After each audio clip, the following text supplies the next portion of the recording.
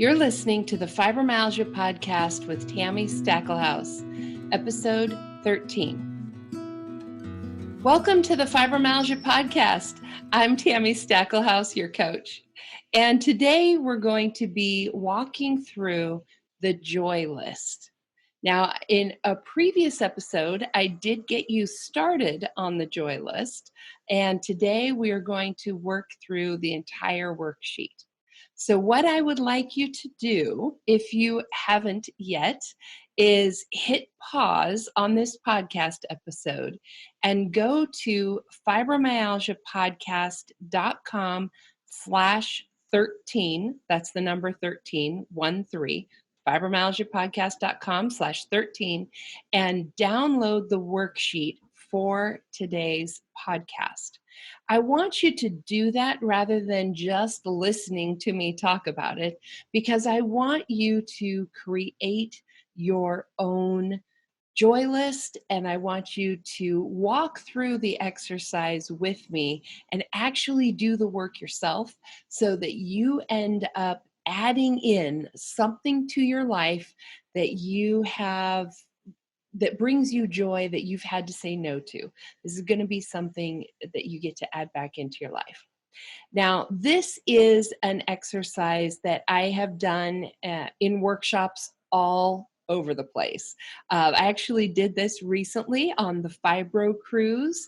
We called the workshop How to Add More Joy to Your Life Between Cruises.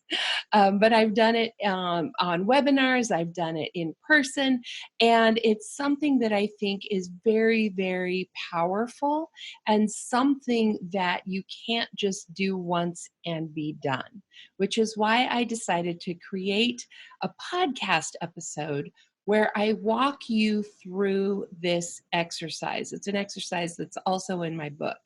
And with the podcast episode, my hope is that this is something that you can come back to and play again over and over as you need to add new fun things back into your life.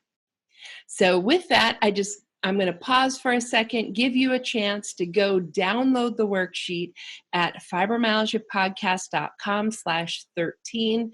You'll see the joy list worksheet right there at the top in the show notes and the resources for this episode. It's a PDF file. Just download that and then come back and I will walk you through it. All right, awesome. So if you are continuing to listen, I'm going to assume that you have got the worksheet for the joy list in front of you. You can do this on your computer, or you can do this with pen and paper if you want to print it out. It is a fillable PDF, which means that you can type right on the PDF on your computer.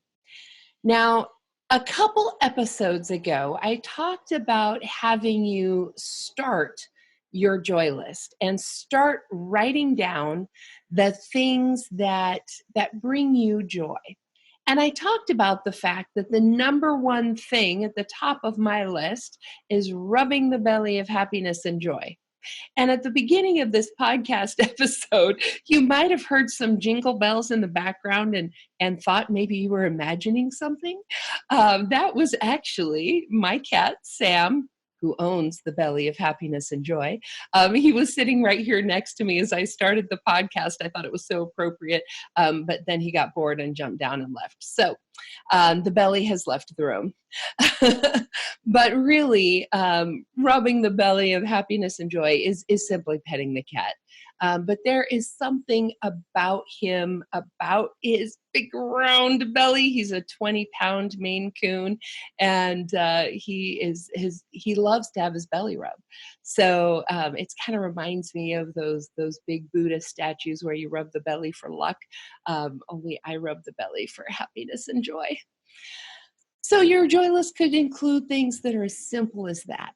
They could be things like, getting a pedicure or massage, but they could also be things like going out for lunch with your girlfriends or hanging out with family or playing board games or, reading a trashy novel all day with no expectations to do anything else. It could be anything that you want it to be. In today's episode, I'm actually going to use the example of gardening because, first of all, when I do this exercise in groups, gardening is something that always comes up.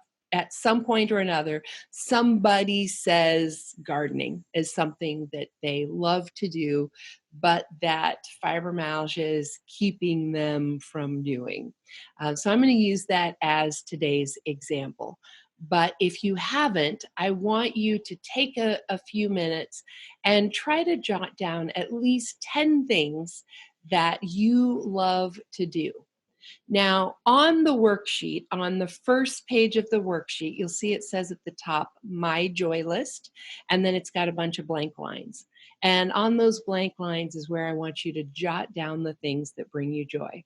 If you've already done this using like an app on your phone, like the Notes app on your phone, where you've been jotting things down, or if you have a paper notebook where you sorry guys, that was my alarm telling me don't forget to have dinner. um, so with the list of items, if you've already written that down somewhere else, that's totally fine. But what I want you to do today, right now, if you haven't, is just again pause today's episode, just hit the pause button and jot down at least 10 items that bring you joy. Now, I don't want you to edit this in any way. I want you to jot things down whether or not you can do them right now. All right? The point of this is to be thinking of things that you love to do, that feed your soul, that make you happy, that bring joy into your life and fill you up so that you have something to give. I don't want you to not write things down because you can no longer do it, because the whole point of this exercise is to figure out how to add those things back into your life, okay? So I really want you to not edit yourself and write them all down, all right? So again, just hit pause and I want you to jot down at least 10 things. You can always come back to this episode in a little bit. All right. I'm going to assume, since you're continuing to listen, that you've got at least 10 things listed on your joy list.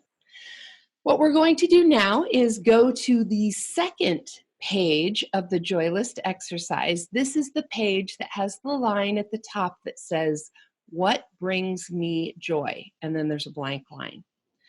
What I want you to do is I want you to look at page 1 from your joy list, and I want you to pick something from that list. For this podcast, I'm going to use the example of working in the garden. You pick whatever thing you want to pick. I would encourage you to pick something that you haven't been able to do in a while, and pick something that doesn't feel so easy that, it's like a no-brainer, I just need to do it more. Or pick something that's so hard that you have no idea how you're going to possibly do it. There's ways to add those things into your life too, but for now, while you're listening to this podcast, you're hearing my voice, but you don't have me answering questions for you. I want you to pick something that's kind of in the middle and just jot that down on your list. What is it that brings you joy? And again, I'm going to use the example of working in the garden. So pause the episode if you need to for a second and choose which thing you're going to work on. I want you to pick one to work on for this whole worksheet. You got your one thing? Okay. Now that we've identified the thing that brings you joy, in my case, I'm going to choose the thing of working in the garden. I want you to identify why it makes you happy or what it is about that activity that brings you joy. So, using my example of gardening, I'm going to write down things like, I love when I can grow my own flowers to be able to just go out in the garden and cut flowers every day to have fresh flowers on the table at home. I love that. I love growing fresh vegetables in my own garden that I know are like clean and healthy and good for my family. And I grew them myself. I don't have to go to the store and buy them. It's awesome. I love being outside in the fresh air. I love the feel of the sunshine. I love the feel of the wind on my skin, the gentle breeze. And I just love the smell of being outside. I love the smell of the dirt. I love the like I said, the warmth of the sun on my skin. Today was a gorgeous day here in Seattle. So I'm particularly thinking of the warmth of the sun on my skin after a long winter. But I just love being outside. I love the fresh air. I love the smells, the sounds, the sights. I love being a co-creator with God. I love being a partner with him in growing something. That idea of planting a seed and watching it grow and tending it and watering it and pruning and fertilizing and helping it grow into the best thing that it could be, and being a part of that, playing a little part of the creation story. And so for you, I want you again to just pause the episode real quick and think about that thing that you chose, and what are the various aspects of that make you joy, that bring you joy? What makes you happy about that particular activity? Depending on what you chose, maybe some of the things that I just mentioned totally fit for you. Maybe there's other things. Maybe there's like being in community with others, or if you're meeting friends for coffee, some of it may be the socialization, some of it may be the food, some of it may be, getting out of the house. There's so many things that it could be. So I want you to pause for a minute and just identify what those things are, why it is that activity just means so much to you.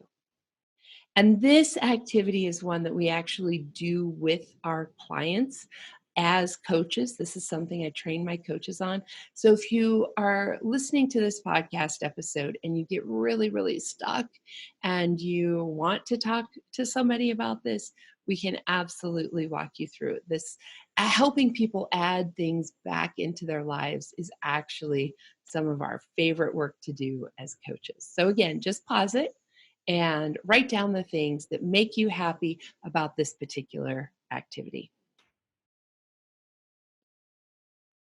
All right. You ready for the next step? All right. The next step is the one that I think most of us with fibromyalgia find the easiest, which is identifying all of the things that are getting in the way of you being able to do this activity. And this is going to be the most helpful if you are as specific as possible. So, with my example of gardening, you don't get to write down fibromyalgia as a barrier. I need you to be super specific, okay? So, and I don't even want you to write down it hurts. I want you to write down very specifically what hurts, what's getting in the way, what's challenging. So, with my example of gardening, here's some of the barriers that I might write down. One might be, I find the tools really difficult to use. So pruning shears, just like it hurts my hands to hold them and to squeeze them and to, prune things, like my hands hurt. I might write down that it's really difficult for me to bend over or be bent over for that long. Like I could bend over once, but like doing a whole garden plot of weeding is just like, forget it. Like my body is not going to bend over that long. It hurts. I might write down that it's too hard to get down on the ground and get back up again if I'm going to kneel down to do that weeding or planting, then getting back up, it's just like it hurts my knees, it's hard to get up, the whole thing. You might write down that, I might write down that being outside, if it's too sunny, too hot, I burn super easy. You can tell, you can look at me, I'm very white. Those of you who are watching video can see. If you're on podcast, you might not. But I'm not out in the sun a lot. So if I do get out in the sun, I've got to be super careful that I don't burn. So I've got to be careful about that. I also have to be careful that I don't get too hot, because that is also going to trigger my symptoms. If I get too hot and sweaty, it throws my electrolytes off. I don't feel good. It gives me headaches if it's too bright outside. If it's too cold, my muscles get all tight and hurt that way. So, temperature wise, I've got to be super careful. There could be all kinds of things like that I write down in terms of gardening. I might put down that, the pots are too heavy. Like for me to go to Home Depot and buy pots and buy plants to bring them home and then pot them. It's just like physically too difficult for me, too heavy, too hard, too fatiguing. I might write down that, in order to have a big enough garden to grow vegetables for my family, it's just too much work. Like I can't keep it weeded enough. Like it's just like, that's a lot of work. So those could all be things that I write down in terms of barriers. You can also write down things. Now I'm going to put a little asterisk here, right? So in some ways you can write down things like not having enough time. But I want you to be careful about how you write that down. I want you to write that down as an outside observer would write down, right? So we all have the same amount of time in a day. Like some of us don't get 8 days a week and others of us only get 6 or anything like that. Like we all have 24 hours in a day. We all have 7 days a week. Now, there may be other things going on in your life that leave you with not enough time to garden.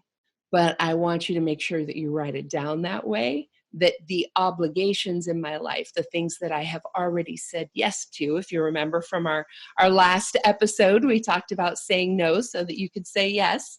So if you've said yes to too many things, you might be saying no to the things that bring you joy. So I want you to write it down that way, that the obligations that you already have, the things you have already said yes to, mean that you don't have time to do this. But don't just write down that you don't have time, because we all have time. It's just how we're choosing to spend that time. I also want you to think about other intangible barriers, like psychological barriers.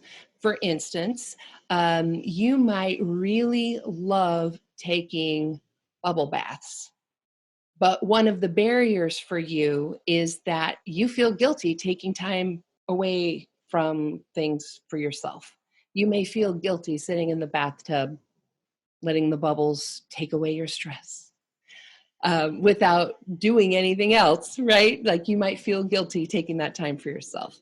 Write that down. That is absolutely a barrier. Just thinking in terms of baths, I'll give you a couple other examples because this is something for me. One of the barriers for me in taking baths was that the bathtub was never clean, or that after I did take a bath, then the bathtub was dirty and who was going to clean it, right? So make sure you write down all of those things with the barriers as well. Now, I want to point out that this part, like I said at the beginning, is usually the easiest for all of us with fibromyalgia. Like these are the things that we see the most. So if you aren't pausing this podcast episode like I'm telling you to work through the worksheet, I don't want you to go print the worksheet after the fact and start with the barriers. Do not do that. No, no, no, no, no. I want you to start with what makes you happy. I want you to start with what you want and then talk about the barriers to that. It's just too easy to talk about the things that get in the way, that it keeps our brains from thinking about the things that we want. So start with the things that you want, start with the things that make you happy, and then work on the barriers, okay? So again, I want you to pause the podcast episode and I want you to go through and identify the barriers, identify the things that are keeping you from adding this activity more into your life. All right, you've got your barriers identified? Awesome. On the worksheet now, on the right-hand side of the page, opposite the barriers, you'll see where it says brainstorm modifications. Again, I'm going to use my example of gardening, and we're going to talk about those modifications. So one of the barriers that I mentioned was that my hands hurt in using some of the tools or in pruning, even if you're pruning by hand, for instance. So one of the things that we could do to modify that is we could go to the store and look for the Good Grips tools or other brands that have different grips that are actually made for people with arthritis or people who have a hard time gripping things. Actually makes it easier on your hands. So that's one of the modifications we could do. For some of the other modifications, like bending over to weed, one of the things that you might be able to do is use containers. Instead of having your garden in the ground, you could have raised beds, or you could use a tower garden. If you don't know what a tower garden is, I will have a link to that in the show notes. Just go to fibromyalgiapodcast.com/13, the number 13, and I'll have a link to tower gardens as well.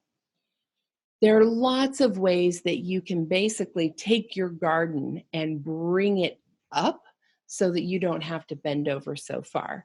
And with the right containers, you can even sit in a chair or on a stool and work in front of you without having to bend over.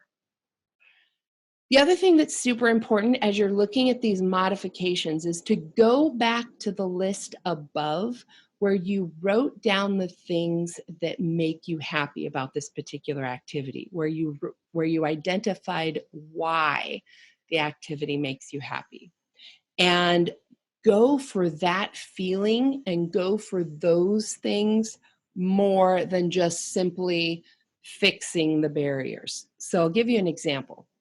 With gardening, maybe one of the reasons that you love it is because you love having fresh flowers on the table and you love being able to go out in your garden and snip a few blooms and put them in a vase and have fresh flowers. One of the modifications that you can do, one of the ways you can get that same thing without doing the thing that hurts, is to buy fresh flowers, for instance. So when you do your grocery shopping, maybe you buy a bundle of fresh flowers, or maybe you plant some flowers in pots that are on your kitchen counter or something. Like, there are other ways to get the same thing without doing the exact same activity. If with gardening, if one of the things you enjoy is being out in the sun, smelling the fresh air, feeling the breeze on your skin, maybe you go to the park and sit and have your lunch at the park like I did today. You can get that same feeling without the back-breaking work of weeding or lifting things that are too heavy or having to prune things that make your hands hurt. So go back to the why it is that you like that particular activity. This is why it's so important that you do that step first before you start looking at the barriers and the modifications. Because what we're going for, the thing that's the most important here, is how it makes you feel, right? So I'm going to give you a couple of other examples to give you an idea of how the modifications might work. For instance, one of the things I mentioned with gardening was that idea of being a co-creator with God and sort of participating in growing things, being part of making things grow. You could have plants indoor. You could have things on, grow herbs on your kitchen counter. You could, that idea of being a co creator with God actually comes from one of my favorite authors, Madeline Langle. And she talks about that as an author being a co creator with God. So, this idea of creativity and helping bring something new into existence. Maybe you do that through art, or maybe you do that through crafts, or, there are lots of ways that you can get that same thing. We talked a second ago about bathtubs. One of the things that I learned was that um, if I wipe down the bathtub while I'm still in the bathtub, so as the water is draining out, I'll take my washcloth and I'll just wipe down the inside of the tub. It means the bathtub is cleaner and it's less backbreaking work to have it clean before I take my next bath. One of the things that I also do is, have I've done a couple of different things. One, I've used like the little Swiffer duster things to dust the hair out of. I shed a lot with my hair. So it helps me dust the hair out of the bathtub so it's ready for me to take a bath, or even use like a little portable vacuum to vacuum out the dust in the bathtub if it's been too long. And just having things handy and readily available. That helps with the idea of, I don't have time for this. I don't have enough time. If things are more readily available, if it's easier to do them, if the quote barrier to entry, we call it, if you can break down those barriers to entry to make it easier to do, then that helps.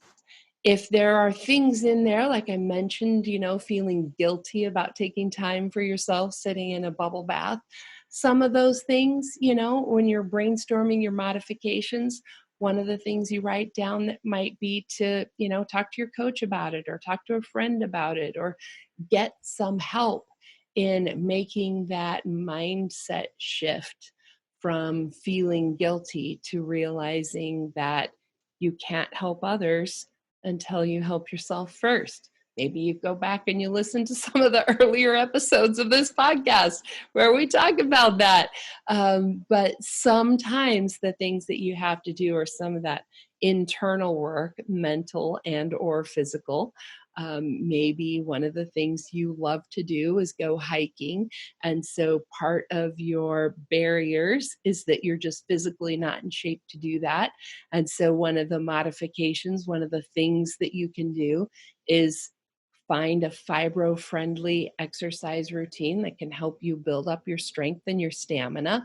There are some out there. If you're looking for them, just let me know. I'm happy to help you. I'll even link to one in the show notes for this episode. But there are lots of things like that that you can do. If you have trouble with the modifications, this is honestly an area where a coach can be super, super helpful. This is one of the things that we do where we basically help our clients think outside of the box.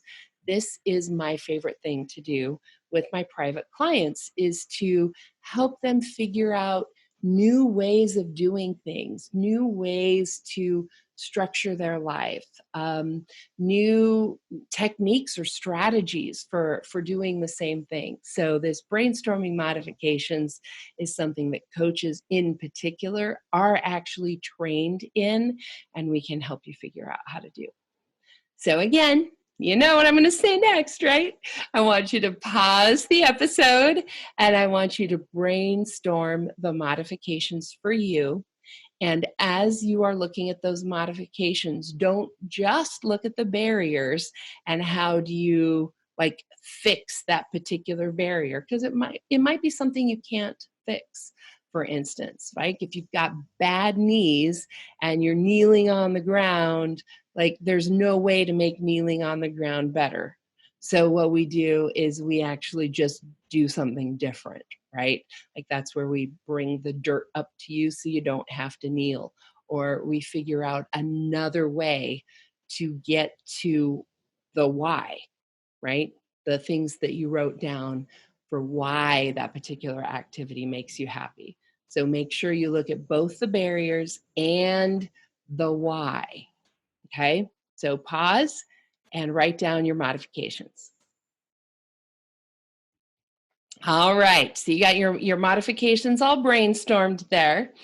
Now, the final step to this exercise is adding a tiny piece of this activity back into your life. And that is the part at the bottom, which is adding it in as a goal. So we could go through this entire worksheet here. We could come up with, buying flowers at the store. We could come up with going to the farmer's market and buying produce that was grown in somebody's garden. It just didn't happen to be yours. We could figure out how to do container gardens. We could figure out how to grow plants inside. We could figure out all of these awesome things. But if you don't actually do it, what's the point, right? So I want you, and in this next step, to figure out one or two tiny little things that you can do to start adding this back into your life. Now, on the worksheet, you'll notice that it says adding in as goals. So if you were a client of mine and I was doing this exercise with you, I would be saying, what is something that you want to accomplish between now and when you and I talk again? That's what I say to my clients. For you, I just want you to think about something that you can accomplish in the next 1 to 2 weeks, just 1 to 2 weeks, to add this back into your life. So you're not going to write in on here, I'm going to do a 5K, unless you are physically in a place where you can do a 5K in 1 to 2 weeks, okay? Now, it's totally fine if you have big goals that you're working towards, but the purpose right now on this exercise and this worksheet is for you to pick something that you can do in the next 1 to 2 weeks. So sometime in the next 14 days before the next podcast episode comes out. You'll also notice that it says on the worksheet, in parentheses, it says be or do. And what this refers to is that with goals, we have two different kinds of goals. We have be goals and we have do goals. So you might have heard the thing, we are human beings, not human doings. And all that's referring to is that we get so caught up in I've got to do this, I've got to do that, we've got a to-do list. We look at these goals and we think, what am I going to do? I've got to go buy flowers. I've got to, create, I've got to buy different tools to use when I'm gardening. I've got to buy flowers for the table. I've got to go have lunch at the park. Those are all things that you're doing. But you also need the being part, which is just the rest part of this.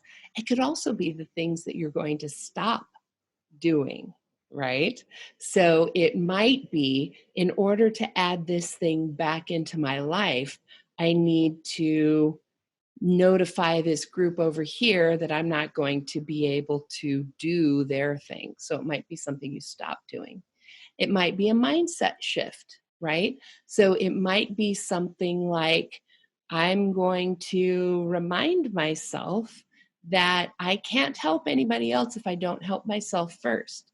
So I am going to take a moment every day to just remind myself of that. So make sure that you're thinking about your goals from all of those perspectives, not just making yourself another to-do list, because we all have way too much to do. What we really need is to do more being.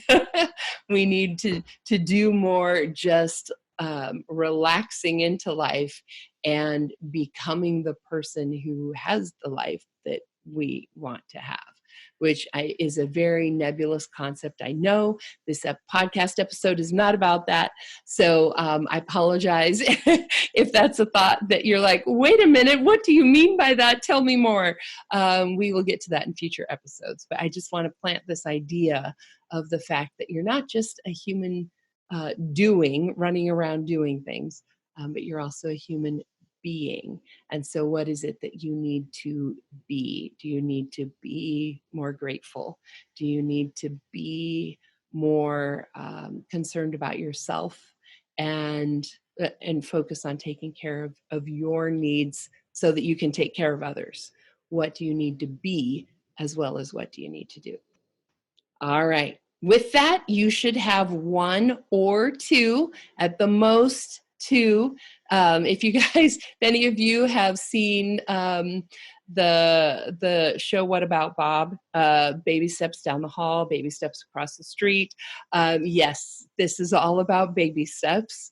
So break it down small enough that you can actually accomplish your goal in the next 7 to 14 days. And then I want you to just have one or two things to do. When I'm working with my clients, I'm actually usually telling them to do less, not telling them to do more. So I'm telling you that right now because I just bet that probably, 80% of you have written down too much under your goals. And so I want you to cut that in half. And we are going to be building that habit of actually accomplishing your goals, not just setting goals that you don't accomplish. All right. And again, if you need any help with this, if you want to talk to somebody, if this is just really, really hard for you, this idea of adding more joy in, brainstorming modifications, figuring out how to add things back into your life, if that just gets your brain and your heart wrapped up in knots, then please reach out to us. I would love to match you up with one of my coaches, have a consultation with you, and really just help you do this. It is totally possible to have a life you love, even with fibromyalgia. Fibromyalgia can help you have a life that you love. I believe that with all of my heart. And I talked about that on the last episode, about the gifts that fibromyalgia give us. And I know for some of you, this is really hard to hear because that's not the place that you're at.